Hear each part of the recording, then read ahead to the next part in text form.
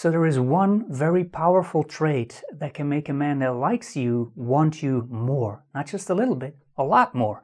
And the good news is that you can use a variety of ways to use and to show that trait. Plus, it's actually really good for you. So the fact that he will like you a lot more, that he will be more attracted to you, that's just a side effect.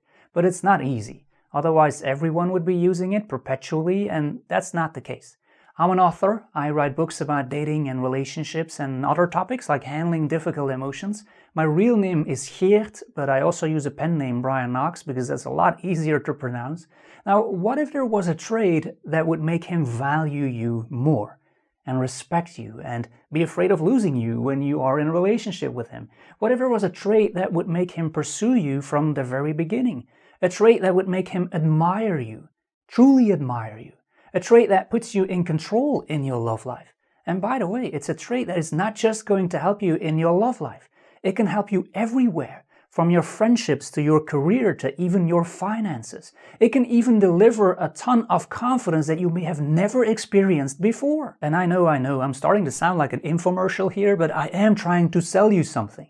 Because if this video helps you to develop that trait, to use it more in your daily life and especially in your relationship, if I can impact your life that way, then I can go to bed tonight feeling happy and content. But before I tell you what the trait specifically is, let's see if you can figure out what it is without cheating, so without skipping ahead, because that too is related to the trait, by the way. So let's start with relationships first, because that's where you will feel the power of that trait in its full force. If you are in a relationship with a guy or you started dating a guy and all of a sudden you get these negative emotions, you feel needy or jealous, or you want him to be more clear about his plans with you and that relationship, and you not only become very emotional because of all of these feelings, but you communicate all of it to him.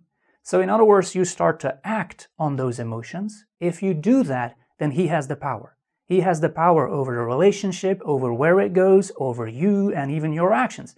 That's probably not what you want, right? And the problem here is not that you have these emotions. You're human. It's kind of normal. The problem surfaces when you let those emotions steer your actions, when you react to your emotions. Here's why. If you let your emotions control your actions, then you are no longer your rational self, your real self. So the men that are actually good for you, they will lose interest rapidly because they get scared of behaviors like those. But bad men for you will be attracted like moths to a flame because bad men are looking for a woman they can control. Now mind you, I'm not saying that you shouldn't have feelings or emotions. That would be kind of weird. You're not a robot. Are you starting to sense what the trait is that I'm talking about? Let's say that you are madly in love with a certain guy, and it's not a relationship yet, so you are still dating him, and you have asked him to get together next weekend because you would like to see him. But he was going to confirm that later on, like all uninterested men do. But now it's already Friday, and crickets, nothing. So what now? Do you send him a text? Hey, haven't heard anything from you, are we on for the weekend?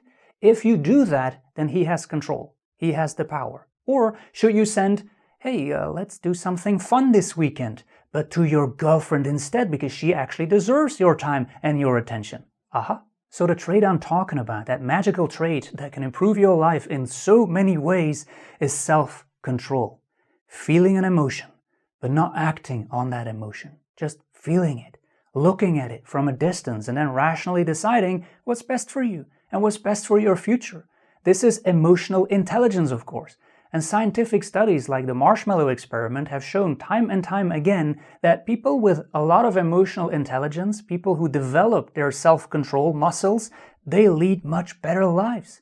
So who is choosing your actions? Your emotions, him, or you? Now, you may say, okay, but my emotions, they are me. A part of you, yes, but our emotions are not our intelligent selves. They are not designed to be our intelligent selves. They are very basic. They don't think about the consequences of our actions. When someone says, yeah, I really haven't been myself lately, it's because they weren't. Their emotions were probably in control, and that's never a good thing. So our emotions are very basic. They really don't care about our future because they're not intelligent enough to think about this.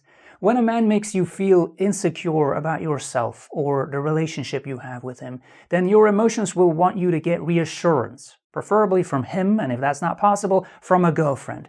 But your emotions don't care about how bad that actually is for your confidence or self-esteem, or for the future of you, the future of that relationship. Here's what's really interesting. Someone with a lot of self-esteem, someone with a lot of confidence, still has all of these emotions. They are normal, but she will not act on them.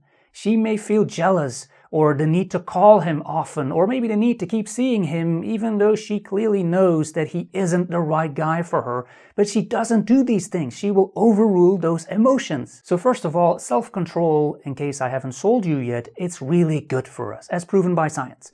But it's also very attractive, because other people then get to meet the real you, not the emotional you, not the, ooh, I really wasn't myself you. No. And because of this, they can finally see your strength, the true you. Now, as I said, self-control isn't easy. It's a muscle that we have to train. But when other people see us flex that muscle, then they will admire it, because it's a sign of confidence, it's a sign of strength, it's very attractive. But the question is, if emotions can potentially be really that bad for us and can harm our relationships, our career, even our finances, if they make us make stupid decisions with money, why do we have them then? It's because our emotions are there to tell us, hey, check that out. But then it's up to us to say, okay, no, thank you, I'm not going to do anything about that. Or, okay, I'll do it. It makes sense rationally. But we have to be in control. And it, for example, never makes sense rationally to act on emotions of neediness and jealousy and uncertainty or other negative ones. Plus, delayed gratification, and that's what a large part of self-control is all about, is awesome.